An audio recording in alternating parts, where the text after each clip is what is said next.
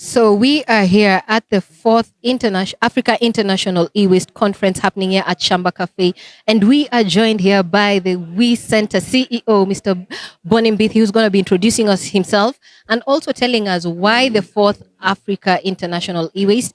And so far, tell us what you think about it. Because, I mean, we've done like 4 sessions. Yeah. Yeah? Is it 4 or 6? Four. This is the fourth. This is the fourth, This yeah? is the fourth. So carry away. Awesome. So this is something we thought about during COVID, Mhm. and we realized a lot of countries in Africa Mhm. don't know much about e-waste. Mhm. If they do, people are working in isolation, and e-waste is one of those things you need to collaborate. Mhm. It requires a lot of research. Mhm. If you look at it, like at We Center, which Mhm. is an e-waste management company, Mhm. the kind of electronics that we pick up every day, Mhm. they are different. Mhm. You find today you're picking cameras. Yeah. You know, the other day you're picking fridges. You get some old equipment. Mhm. That you even have to Google to find out what kind of equipment this is. Yeah.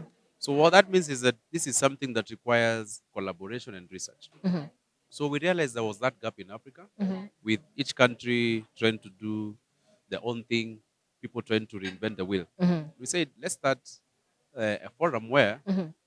stakeholders, partners, producers, governments can come together Mhm. and think together. So we started during COVID.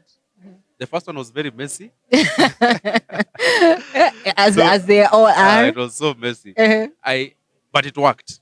It did, eh? The good thing, Mm. and we You were just learn. talking, you learn Yeah. and relearn again. Yeah. But most times when you go to an event, Mhm. you don't know what happened behind the scenes. Yeah. You just see a beautiful event, you see people are speaking, Mhm. but huko nyuma, Kuna mtu anachoma mifuko huko. things were bad. So that's for the first one, which was fully virtual Yeah. because of COVID. Yeah. But we struggled. Mhm. Small issues, power failing, Yeah. the host disappears. Hmm? Wow. Stima imeenda, Eh. mara, internet has failed, and then you're having people fully virtual. Yeah. So And but we people were patient. were patient, Yeah. and I think, the other reason why people were patient at that time is because during COVID there was now much activities that you could do. Yeah. So even got really good speakers and Mhm. very good panelists in Mhm. that first event. Mhm. Then came the second one, which we tried to make it um, hybrid. Yeah. We said, okay, could we try have people attending physically and others joining Mhm. virtually? Mhm. But the question again is always about the budget. Yeah. I remember even when we were doing the first one, Mhm. because we usually collaborate with other partners. Yeah. So we look for sponsors, we look for partners Mhm. to come on board. Mhm. So even in the first one, when we were reaching out to partners and sponsors, like, we need money to run the conference. They're like, you don't have any bills to pay because Yeah, it's because not it's physical, virtual. it's Yeah. virtual. Yeah. But let me tell you, running a virtual event is super expensive, Really? because you have to give people an experience Mhm. as if they were there. So you Actually, have that's true. you have a main room, you have breakout rooms, Yeah. you have facilitators. You're able to interact with people, you're able to ask questions. Mhm. So that platform was super expensive. Mhm. So the second one, we were trying to balance between hybrid and virtual, so looking at the budget. Mhm. Then we had the third one, Mhm. which now Mhm. people started seeing the Mhm. dream. Mhm. Okay, Mhm. they started seeing the vision, because also when we were starting this, not a lot of people were picking it up. They were like, okay, Yeah. what do you have to do with a conference? Yeah. Um, And not just a conference, but an e-waste conference. yes, Yeah. across Africa. Eh. But when we did the third, Mhm. which was a physical event in Nairobi, Mhm. it attracted. In fact, it was both physical and virtual. Mhm. So it Just as attracted, this. yes, just Mhm. like this one. Mhm. So it attracted people from different countries. We had over 800 people Mhm. online and also physical. Mhm. It went well. We had good speakers. Mhm. Now people could see Mhm. the concept. Yeah. So when that happened, now people started asking, when are you having the next event? Oh wow. So the fourth one, Mhm. even by the time we were planning, Mhm. we had people saying, when is the fourth Wow. e-West conference Wow. coming up? You know. You're giving me so much hope, eh? Now, I am telling you, Eh. it depends Mm. with the vision that you have Yeah. and how you lay out Mhm. that vision. Mhm. And if you look at our conferences, Mhm. we try and have each conference having a different theme. Mhm. You know, because you So have this year's theme is. this year we're talking about policy, Mm. regulation, and governance. You Mm. know, Mhm. because we've realized, and if you attended the morning session, Yeah. you'll see we brought in people from across Africa Yeah. to share the Yeah. experiences. Most of them said their countries have policies, they have regulations, but they're not working. Mhm. I don't know if you picked that. Yeah. Even in Kenya, implementation is a big deal. That's the thing. Yeah. Even before you go to implementation, Mhm. you have an issue where uh, you're copy pasting something from a different country. Yeah. I remember because we center we've been in this space for over a decade now. Mhm. So we started when there was nothing, no policy, no regulation. Mhm. Whatever we said was taken to be the gospel truth. Truth. Yeah. By Nema, I'm seeing them around, so I don't want them to, to overhear our conversation. So we would tell them this is what works. Yeah. But because they did not have an alternative, that Mm. is what was taken to They work. had nothing to benchmark that Yes, truth there on. was no benchmarking. Yeah. So at that point, when now they started trying to understand this thing, Mm. I remember we went to some meeting with them. They're saying we have picked some law from Australia. Somebody from NEMA told me, Mm. and we think it can work for Kenya. Kenya. Then I asked, okay, Yeah. Australia, wow. Yeah. So why? Is it because of the geographical size of the country? Does it Mhm. match Kenya? Mhm. Is it the population? Mhm. Is it the climate? Mhm. Is it the manufacturer behavior? Is Yeah. it the producer? What is it? Mm. Nobody could have an answer. Yeah. You know. And I think it was during those times. Nowadays at least I've seen Mhm. there's less traveling in government. Yeah. So that time you'd say, "Oh, I want to go to Australia to benchmark." Mm. So maybe some people went to Australia Yeah. And and they they had to bring benchmarked. something Yeah. back and Yeah. say, "We went to benchmark. This is what we brought." Yeah. So it takes time. So I'm happy with where the conference is now going. Mm. We've already started planning for the fifth conference. In fact, when we were planning for the fourth, Mhm. we had people were saying, "No, I got the letter late. Mhm. Or could we get it early in 2025?" Oh wow. So now we already have a waiting list of people who want to attend the conference in 2025. Wow. You know. That is amazing. Now, something that shocked me, Mm. Mm. eh, Mhm. and when I first read that story, I thought it was a sham. Mhm. Was there was there was a company, I Mhm. think it was KFC. Mhm. So they introduced a package, a chicken package, Mhm. chicken deal, which was quite affordable. So they said, okay, let's Mhm. get a package that people can afford. Mhm. Let's push it in the market. Mhm. We are sure to move because it is cheap. Yeah. To their shock, people are not buying that chicken. So they looked for one of the best marketers globally at that time. Mhm. I can't remember his name, and said, Mhm. look, we have a problem here. We have introduced this new package Mhm. or deal. It is cheap, it's affordable, Mhm. but it's not selling. Yeah. What is the What is problem? the problem? Yeah. So he told them, increase the price. Same thing, same So, product, yes, just hike up. hike up the price. Yeah. They were shocked. They could not meet the demand. People do not believe in cheap things, eh? That's what I realized. Mm. So when now we were running the conferences, Mhm. we were not charging people to attend. Mhm. Then someone said, no. In fact, Mhm.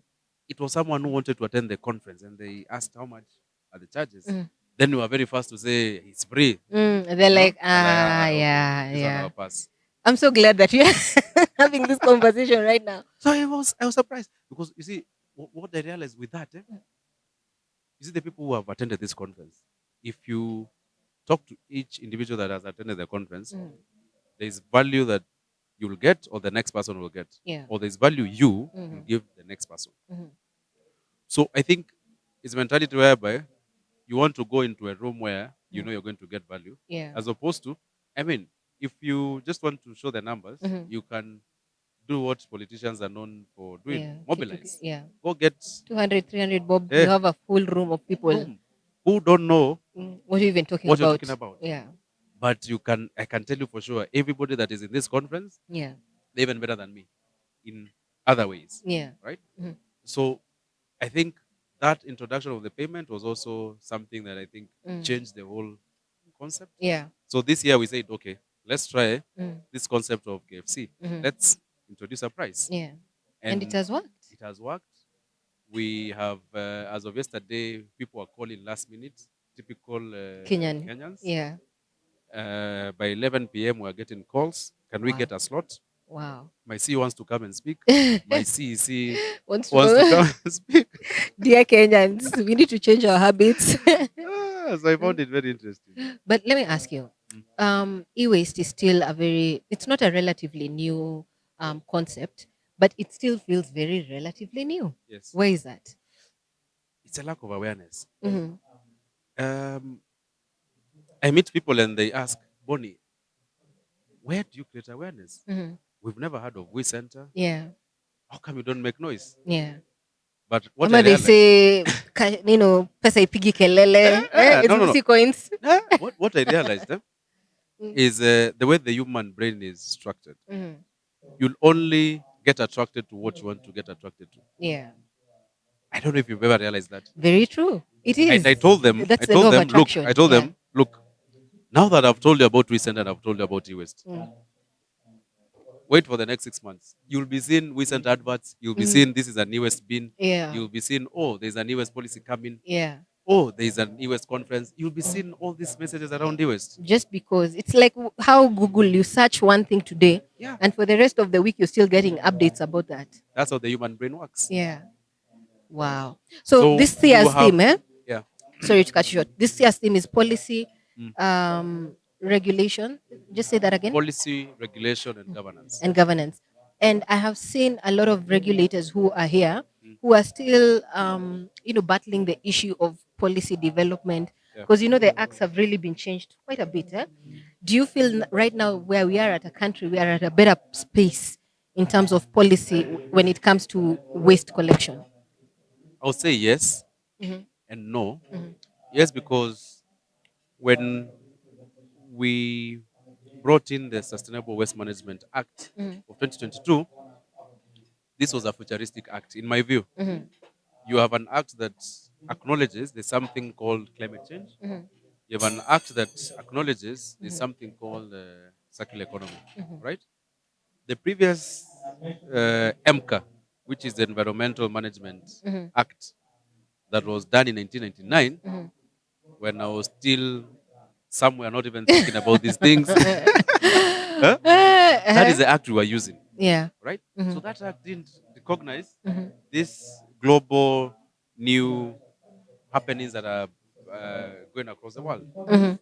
So when you just look at that act, for me, I feel we've been progressive because you're talking about we need to segregate our waste, we need to do this and that.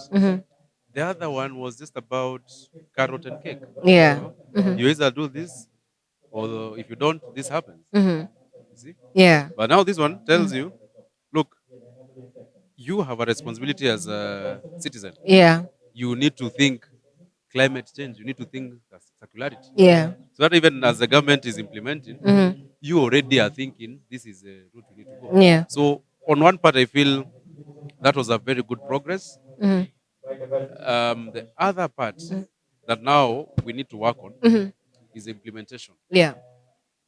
Yeah, because that is a big issue. That is a big That issue. is like it's very good on paper, but kwa ground vitu ni tofauti. Vitu tofauti. And you see, like now, back to my example where I was telling you, you go and copy paste some law from another country. Yeah. You bring it. Those things don't work. Yeah. So we need to. Just 1 minute. Are you picking that sound? Oh, it's okay. Okay. So we need to. And it's one of the panelists said.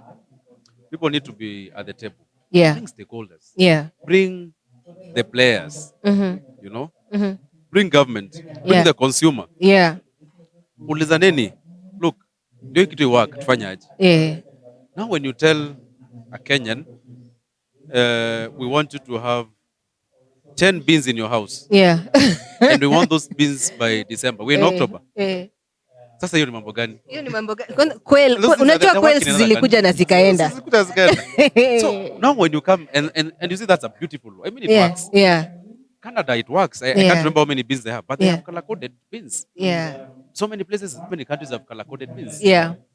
Some have 3, others will have 5. Yeah. Now, sasa sisi, ebu imagine tu.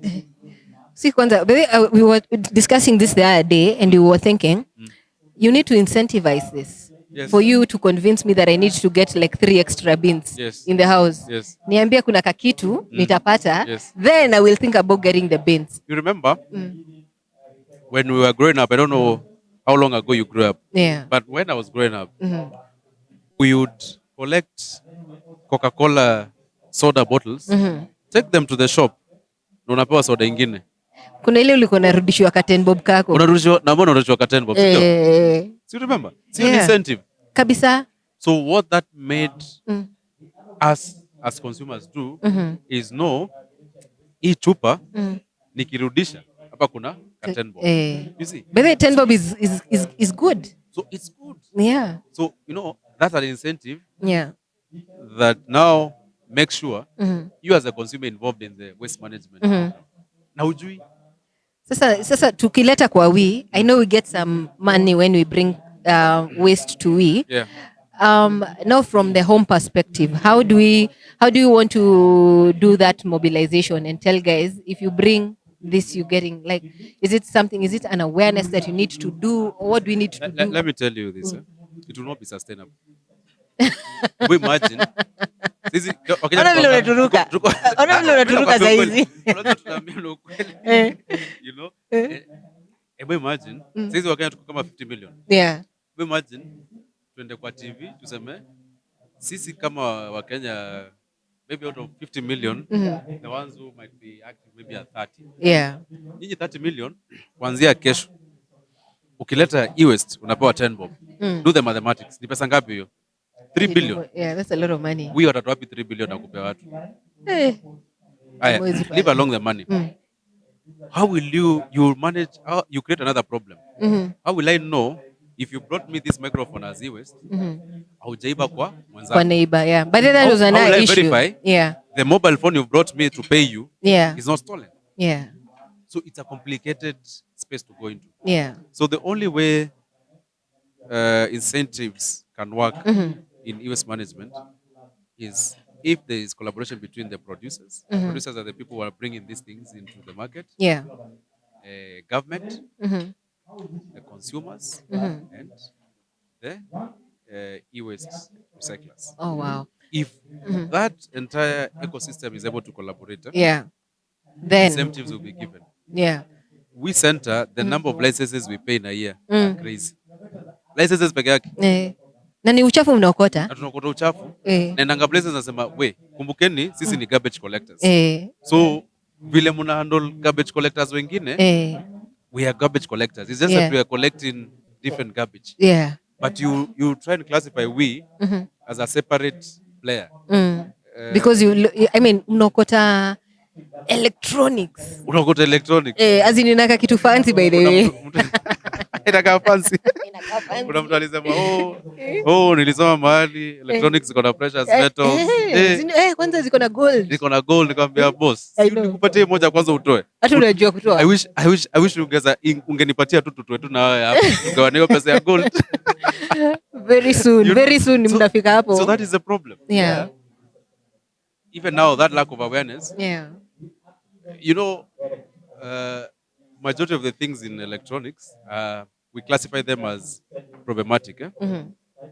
When you look at easy fluorescent bulbs, if you look at toners and cartridges, if you look at CRT monitors, so many things. Zenye utaleta alafu seme hebu mnilipe. Hizo ni vitu we incur cost. Yeah. To make sure they are safely disposed. Otherwise, in other countries, they will only pick whatever has value, or in the informal sector, they will pick everything and then remove the small value, what you call cherry picking. Yeah. They will pick the cherry and then throw the rest. yeah. Why is it thrown? Into our rivers, into our environments. So we are in a very complicated space where we are dealing with some few things that have value and other things that don't have value. They are cost to treat. Oh wow! Now, futuristic speaking, I know you guys have an ambitious agenda of building the first what do you call it? E-waste. Is it a landfill? A warehouse? What do you call it? And it's not even ambitious. It's happening. I think what you're referring to is building the first urban mining plant. Yes, urban mining. Yes. Yes. Yeah. Hiyo jina ndio ilikuwa imepotea. Hiyo jina imepotea. Eh. No, we don't do landfilling. So whatever that comes to Oh yeah, urban. Yes, urban mining. whatever Yeah. that comes to we find a way of taking care of it Yeah. in a circular manner. You know, so you not find Any collected waste. things and then they end up in the landfill. No, we are not landfilling. There are a lot of other US companies that do landfilling, right? So we don't believe in landfilling. So the urban mining plan that we'll build is part of our circular model approach where we want to keep these materials in circulation for as long as possible. Before you go to mining on the earth, mine whatever is already in circulation. Yeah. Because the same metal you're going for, uko kwa ground, Already bado iko tu hapo, exists. iko kwa hizi vitu tuko nazo hapo. Hiyo saa yako iko na metals zenye. Sasa kuna mtu ako mahali Kongo, anachimba kuchimba, atoe hiyo component, itumwe maju, manufacture saa ingine. Yeah. Yeah. So what we are saying is that hizi vitu zenye already ziko kwa circulation, we collect them and we mine those metals from there. Oh wow! So where is the plant gonna be, and how ambitious is that? This is it's quite an ambitious project. It's something we would have done long time ago, but the reason why we've not been able to do it is the volumes we're receiving at we center are low. The reason they're low is hakuna awareness. Saizi, I'm telling you, hata watu wenye kwa hiyo conference, these are people who know about sustainability. Yeah. Enda kwa nyumba zao wako na e-waste. Of course, hata mimi niko nayo. Niko na tusimu kadhaa, niko na tu vitu hapa tu wingi. Unajua, I was telling Nancy the other day, kwanza ujuage before tukuletee. Hizo ni memorabilia. Yes. Kabla tuiachilie. So unaona sasa, we cannot, because it's going to be a huge investment. It's Yeah. going to be in billions Yeah. to invest in that plant, such a plant that will handle these things safely. Because for us, Yeah. the safety, the environmental friendliness is top notch. Yeah. We don't want to gamble. So you cannot invest in such a facility when you don't have enough volumes. Yeah. How do you get the volumes? If people are aware and if government implements whatever laws are in place to make sure anybody that is dealing in e-waste or is a consumer takes full responsibility of the e-waste. Oh, That wow. time now, we'll have volumes and say, look, we have X amount of volumes. So when you say to start us off, what type of volume are you looking at? You will need like 100, between 20 tons to 100 tons a day. That's a lot. A day? A day. Hey. We is doing, we are like doing 300 tons a year. Wow. Yeah, that's an we are ambitious barely project. trying to get to 600 to 800 tons a year.